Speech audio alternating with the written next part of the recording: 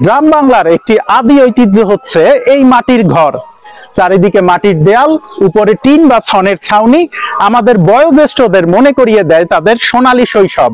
কনকনে শীতে এই ঘরের ভেতরের উষ্ণ পরিবেশ এবং গরমকালে স্বাভাবিক তাপমাত্রা বিরাজ করায় মাটির ঘর গরিবের কাছে যেমন আরামের, তেমনি ধনীদের কাছে একটি বিলাসিতা। কিন্তু যুগের সাথে পাল্লা দিতে না পেরে এর অস্তিত্ব এখন বিলীনের পথে।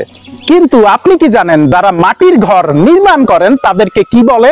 যদি আপনি না জেনে থাকেন তাহলে জেনে নিন, যারা মাটির ঘর তৈরি করে তাদেরকে বলা হয় দেলবাড়ই।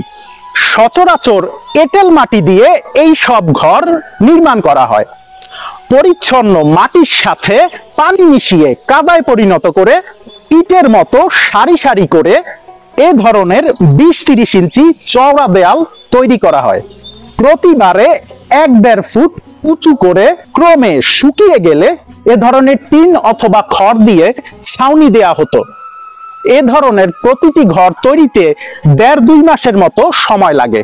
তবে মুষলধারে বৃষ্টিতে এই ধরনের ঘরের স্বাভাবিক কাঠামো নষ্ট হওয়ায় লোকজন এ ধরনের ঘর নির্মাণে আগ্রহ হারিয়ে ফেলছে। এখন আমরা এই মাটির ঘরের মালিক মোহাম্মদ মফিজুল ইসলামের একটি সাক্ষাৎকার নিতে যাচ্ছি। আচ্ছা, এই মাটির ঘরটার বয়স কত? 30 বছর। আচ্ছা, আপনার এই মাটির ঘরটি তৈরিতে কি কি জিনিসপত্র ব্যবহার হয়েছে? মাটির গাড়া, কাঁচা ইটা।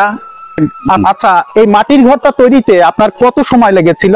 প্রায় 20 থেকে 30 দিন সময় লাগছে। এবং কতজন শ্রমিক কাজ করেছে? প্রায় 15 জন। আচ্ছা, আজ থেকে 30 বছর আগে আপনার এই মাটির ঘরটা তৈরি করতে কত টাকা ব্যয় হয়েছিল? প্রায় 50 থেকে 60 হাজার টাকা লাগছে।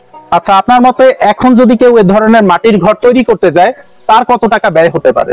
প্রায় 1 লক্ষ টাকা লাগবে। তাহলে আমরা এই মাটির ঘরের মালিকের কাছ থেকে জেনে নিলাম এই ধরনের মাটির ঘর তৈরি করতে বর্তমানকালে আপনার কত টাকা খরচ হতে পারে।